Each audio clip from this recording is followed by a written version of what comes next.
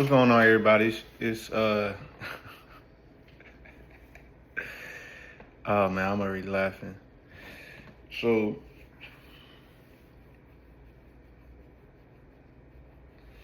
as y'all can see, this is my first video, and I am a little nervous, but I'll get over it. So my name is Steve Jolly, also known as SJ Speaks, and so what I do is I am a man. I'm an educator, right? So I've been in education for about a little bit over 10 years, maybe even more than that. But I really feel like I was put on this earth to inspire and motivate the next generation. And so that's basically what I've been doing. Currently, I work as a college and career mentor for the College and Career Dreams program. And so basically, like I said, what I do is I provide mentoring services to at-risk youth throughout Northeast and Northwest Jacksonville. And right now what I'm doing is I'm kind of branching off and becoming a motivational speaker known as SJ Speaks. And so a little bit what I wanted to talk about today was, or is, being able to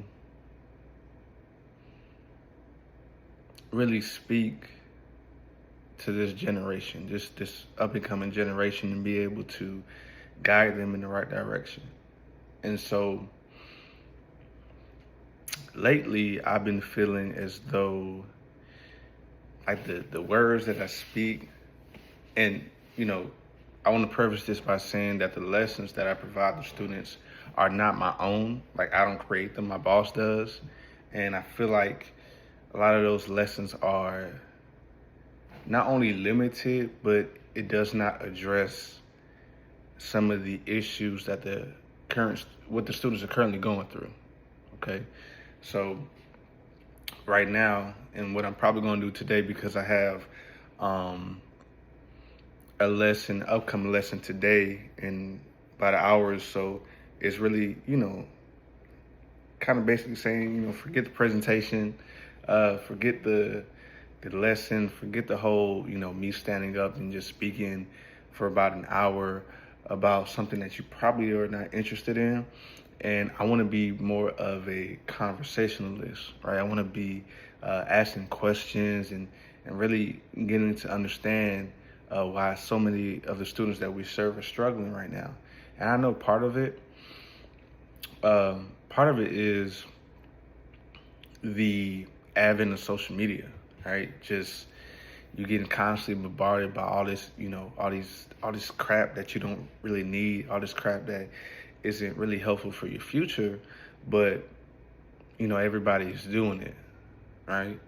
And you're also seeing people live out their lives on social media, and you want those things, but 9 times out of 10 they either don't have those things that they're putting on social media, or if they do, they've done certain things that they wouldn't necessarily want to do in order for them to get there, right? And so getting them to understand that, but also getting them to realize, like, because I work with mainly juniors and seniors in high school, and so getting them to understand, like,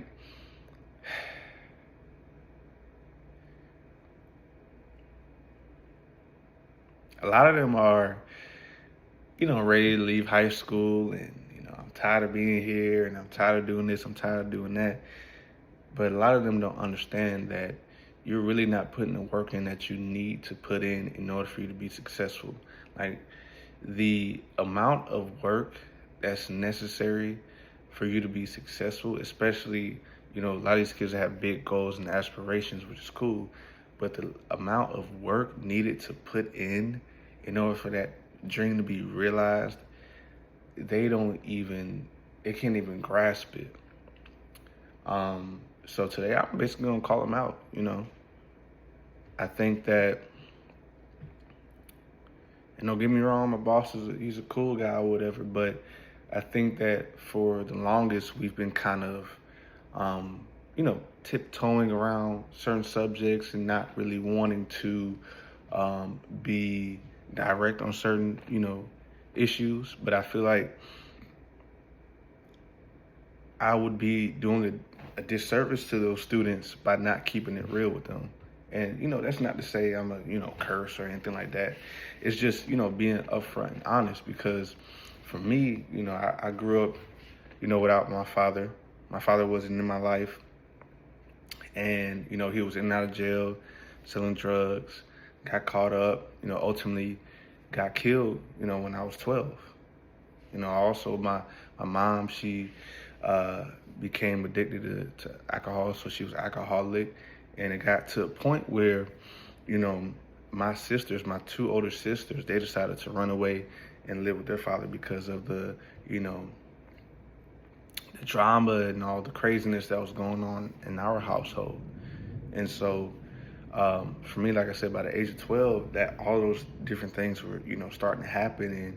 And, I found myself hopeless, right? Because, we went from living in a decent neighborhood with a decent house to living with my grandma, me, my brother, and my mom sharing one room, and then ultimately moving into the projects, you know, Cleveland Arms, which was at that time one of the most dangerous neighborhoods in Jacksonville, right? And so I could have easily given up. I could have easily, thrown in the towel and say, you know what, I'm just gonna do what everybody else is doing in this neighborhood. I'm just gonna hit, sell drugs because I have a whole bunch of excuses, right, that could justify why I'm doing what I'm doing. And for me, it was like, no, I'm not gonna do that, right? I've always known that I was gonna be successful. I always knew that I had the capability to be successful. Like I just always knew that. I don't know why. You can call it God, but I just knew, regardless of how I felt, regardless of the circumstances, regardless of whatever was going on around me, I knew that I was going to be successful. And so for me, it was about, okay, what vehicle do I use to get to that destination? Because for me, I want to be a millionaire, right? And I know everybody wants to be a millionaire. But for me, it's like, okay, I want to be a millionaire, but first things first, I want to get out this neighborhood, right? I want to get out the hood. I want to get out of this environment because I know that, the longer that I stay in this environment, the more likely it is for me to start selling drugs, for me to start getting into different things that I didn't really want to do, to be honest. And the reason why I didn't want to do those things is because I saw my uncles, selling drugs and how they made a lot of money, but ultimately got caught up, got locked up, right? And you just don't, that money sometimes ain't waiting for you when you get back, right? And so for me, it was just knowing that and understanding that I wanted something different for my life. And because of that, I took, well, middle school, I was a little problem child because, like I said, I was going through a lot at the time. I would get into fights, get suspended, but high school is when I really started to turn things around because I had people, I had teachers, administrators, peers, not really peers, but mentors who really poured into me, right? Who really, exposed me to different things and allowed me to experience what life could be like if I were to put forth maximum effort. So that's exactly what I did. Ultimately ended up graduating top 10 in my class. I think I was one of the very few boys, I guess, at that time that graduated top 10, right? And I wasn't 10. I was not 10, right? And ultimately ended up getting a full ride scholarship to the University of Florida. Partly because I am a first generation college student, And so, my parents never went to college. And so I was able to get a full ride scholarship at the University of Florida. So, like I said, part of it was because my parents never went to college, but also because I had the grades to go along with it. And I was a very well-rounded student. So not only did I have a high GPA, but I was in extracurricular activities. I was the team, the MVP of the basketball team, varsity. Uh, Also, I was the president of the Avid Club, president of the French Club. I was in student government. I was a student ambassador. So I was extremely well-rounded. I had a job. I was extremely well-rounded.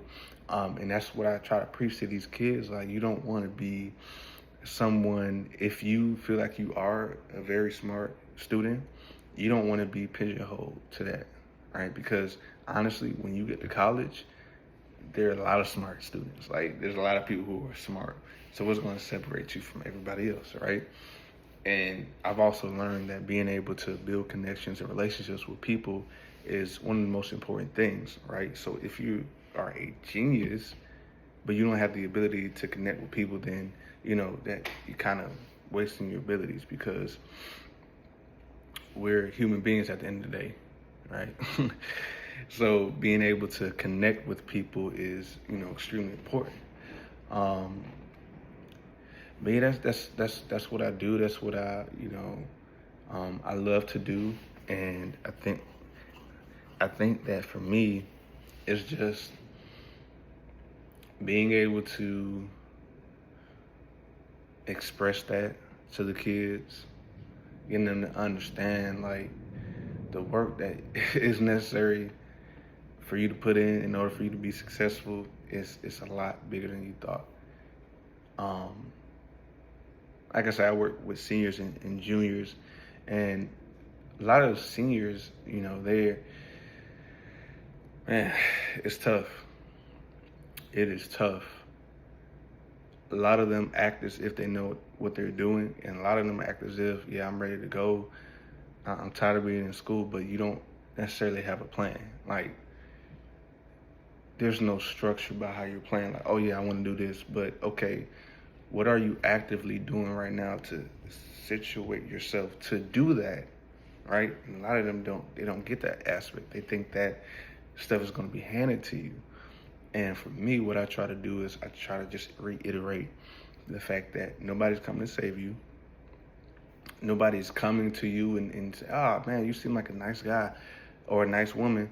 Let me go ahead and help you out. That's not how it works, right? You have to position yourself in a way that people will want to help you. But you have to help yourself first. And that's what I try to get them to understand, like, for me, I say this all the time, like, I didn't get help until I was, working towards becoming a better version of myself. Like, I didn't get help. I didn't get, mentorship. I didn't get, real guidance until I put myself in a position where, okay, this guy, he got something going on. Let me help him out. And so, but for me, it's like, you guys have an advantage. You have me coming here and speaking to you all and giving you all great advice, but you're not listening to it and you're not applying it. And that's kind of, for me, that's the most frustrating part, is being able to kind of let that part go and know that, I am doing a good job. I am doing what I'm supposed to be doing. You can't control anybody. You can't control whether or not, these students are going to take your information and apply it to their life. For me, I was a little bit different in high school. I was hungry. Like, I was motivated. Like, I'm trying to get out of here, bro.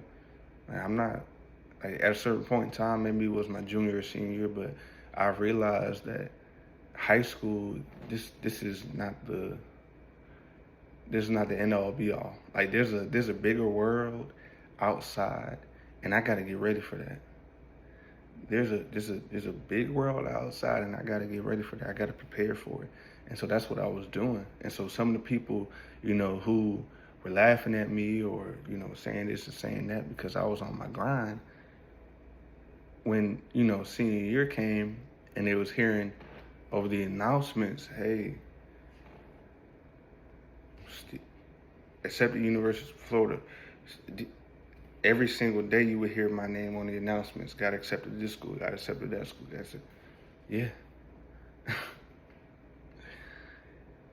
Things started to change because you start to realize, like, oh, he's going places. And I'm not. I thought I was big time. Oh, no. And those people are usually those people. Those people are usually the people that peak in high school.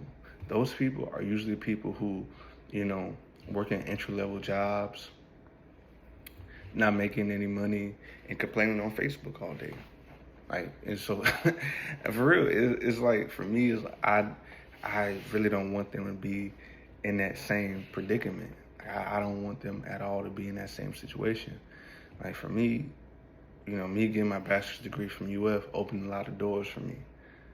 And again, when I talk to my students, I tell them, hey, I understand that college is not for everybody. It's not for everybody. It's not. It's just not. My little brother, he didn't go to college. And he's doing okay for himself. College is not for everybody. But what I will say is, especially if you're like, hey, I don't know what I'm going to do, but I know I need to leave, my situation soon. I know I need to leave this neighborhood soon. I know my mom was like, hey, you're going to have to get the house when you graduate. You might want to look at college or the military. But for me, I just couldn't take somebody yelling at me in my face, bro. I had not I had not overcome certain demons, like in terms of anger management, and I had a lot of anger growing up, so I knew that being yelled at was not going to be conducive for my success. I couldn't do that. But yeah, so man, I just just wanted to come on here and just talk about a little bit about what I do. I also have a master's degree from University of North Florida in elementary education, so I taught for a little bit. But man, I do like what I do. I do.